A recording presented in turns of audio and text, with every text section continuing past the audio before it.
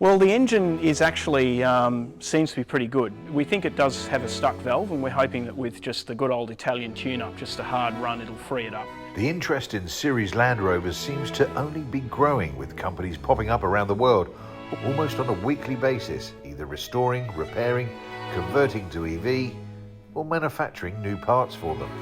So it's little surprise that interesting things can happen when you bring a collective of individuals with a diverse set of skills together, all with a deep interest in the historical British Overlander. I'm back at Series Magic in Melbourne, this time not to necessarily see any one particular vehicle, but discover the ingenuity that goes into keeping these widely denigrated but passionately loved classic British cars on the road. Right, Marcel, you've got some Series Magic special tools. Okay. Some innovations. Right, so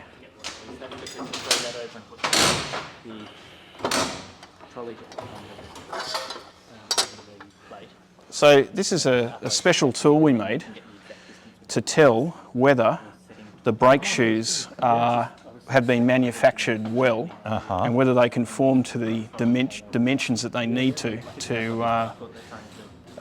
give us a good pedal, a good firm pedal. Yep. Without having to radius the shoes excessively Okay. to achieve that firm pedal.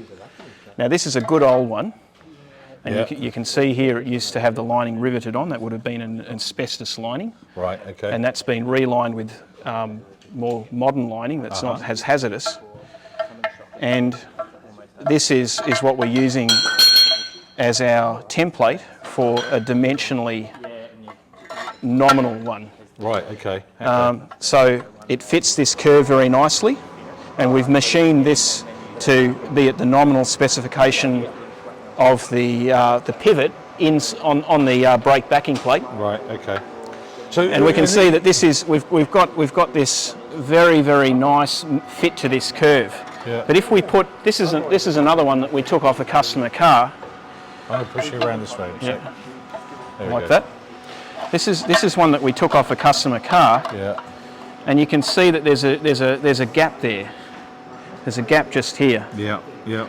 And that gap means that this shoe, probably a cheap Chinese or Indian manufactured one, okay. is actually not to specification.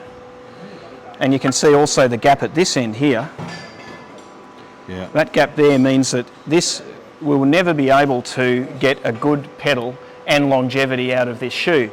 And you can see in our attempt to radius the shoe to get a consistent contact pattern across the lining, it's very thin at this end, which is the slave cylinder end. Right, okay. So this will allow us to bench test and quality check the shoes that come in and select from the different brands, even the different batches that are available, and hone in on the good ones, or even decide to simply get the good old ones that were manufactured to higher standards relined. Okay.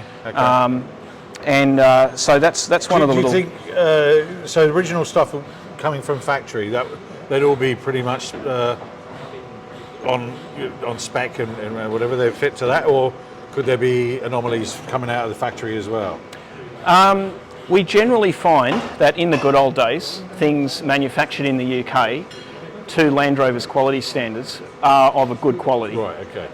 Not always. Yeah. Sometimes modern manufacturing methods and modern methods of quality control, you get a better result. So it's not always the case that new old stock genuine parts are superior, but in many cases they are. Yeah. And this is a case where there's probably only one company that produces good quality aftermarket brake shoes, but even there have been issues. So sometimes where there's a pivot, like on this one, there's a pivot here for the snail cam. That's the adjustment on the brakes. Okay. The pivot on even the good quality aftermarket ones made in the UK, they went through a period where these were coming loose. Right, okay. And I think they've solved that problem. But this is a case where the best ones are the genuine new old stock ones, but the genuine new old stock ones are fitted with asbestos linings, which are hazardous and illegal to fit. Right, okay. So it's an illustration of the lengths we have to go to try and match the quality standards that they had 30 or 40 years ago in an era where the aftermarket is full of cheap rubbish. Right, okay. And it makes our life much harder. I bet you. And this is how we get around that, is we invent these special tools and devices to... That's lucky enough. And this is how we... This is a go, no-go test, that, like yes, no, it works or it doesn't. Yeah. It's a very, very accurately machined little aperture there. Yeah. And what we do is we can use that to measure. If that slides onto that, then there's wear in the pivot. And that allows us to, because a small amount of pivot wear can have big consequences up at the other end, because the brake shoe acts as a lever. Yeah. And if there's more than 0.2 of a millimetre of wear on that, we won't get a firm pedal and we won't get longevity out of the brake shoe. Right. Cool. There's one other thing I'd love to show you. All right. Ooh, crikey. What have we here? So we're going to hook this up to the compressed air line.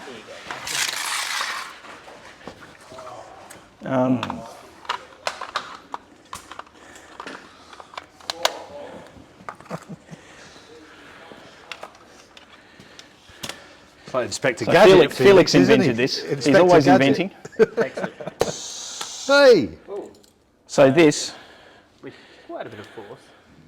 So this goes on the brake pedal or the clutch pedal, and it means one person can be at the other end of the vehicle, perhaps bleeding a slave cylinder, Right, yeah. and then in the cabin, instead of having a second person there pressing the pedal, we can actually bleed up the brakes Gotcha. like this. Crikey. Yeah. It matches on the pedal. Yeah. When it's held on the pedal. Yeah, it won't flip over like that. Right, gotcha. Yeah, so I guess, I mean, that's, some of these, the hours out of a day I see when I'm going around workshops of two guys on that job, that's going to say, definitely. In the long run, that will save a definitely. lot of time and ultimately save the customer money. Yeah. And that's what's important, is getting the time-consuming, labour-intensive jobs down to the necessary minimum. Yeah. I like it. Yeah, Inspector Gadget Felix. And this one, That's cool. Right. Felix invented this machine to radius brake shoes on the bench, so we can send out brake shoes that are essentially pre-worn in to the nominal size of a new drum. So instead of, often with these, especially with these 10-inch early brake systems with a 10-inch diameter drum, you have a really awful pedal until the thing beds in. And when people are not driving their series as a daily driver, it can take months and months of weekend driving to feel like you have a good pedal. So this is a really important thing for safety, is that when the car comes out of the workshop, you have a firm, reliable pedal from day one. Gotcha. And this allows us to machine it quite accurately. There's lots of variables that can be tweaked here. And the shoes go inside here, and then this thing can move around and actually grind the shoe to get the curve that matches the pivot point. Right. Because they come symmetrical from the factory. Yeah, okay. Cool. Wow. So there's a constant supply of innovative ideas from Felix then. There's a lot of R&D going on. Felix does a lot of it, but we all chip in different aspects of the workshop's operations. Cool. And this is the stuff that's really exciting, because it can turn what would otherwise be a routine, sometimes quite disagreeable job into something really fun when we're using one of the special tools that we've made. And it helps us achieve a better result. Sure.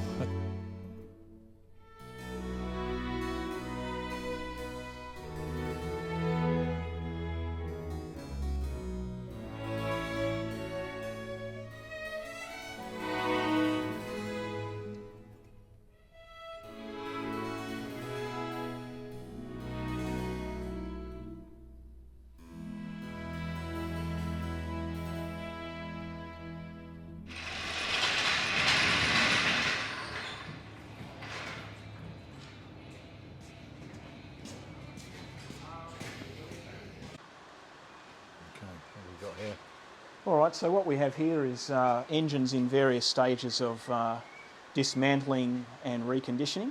So here we have a early Series 1 engine, a 1.6 litre engine, petrol engine. You can see that little block in there, very dainty. And there's the head, cast iron block. And here we have some timing covers and other manifolds that have. So your take on the complete rebuild of an engine is done in-house? It's done here. Well, not everything, no. There's specialist machining work that we can't do here. We can't rebore an engine, and we generally will send out a head to have everything fitted.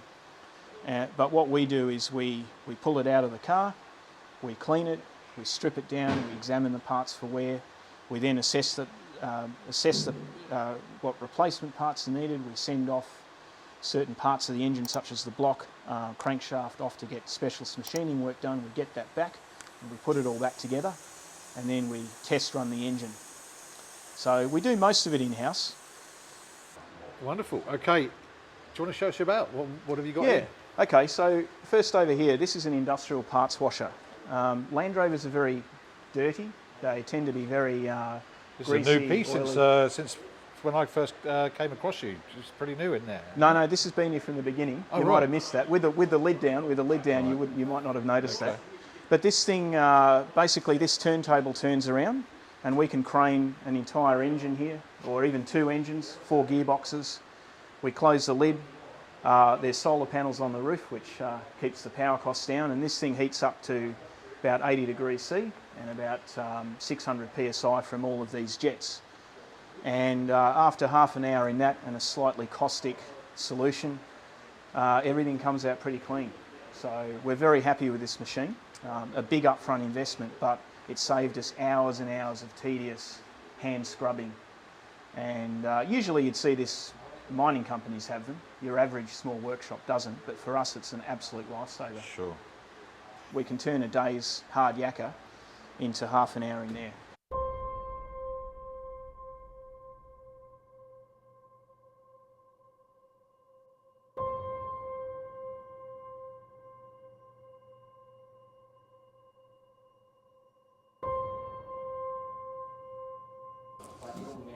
So, Marcel, we were just talking about oil.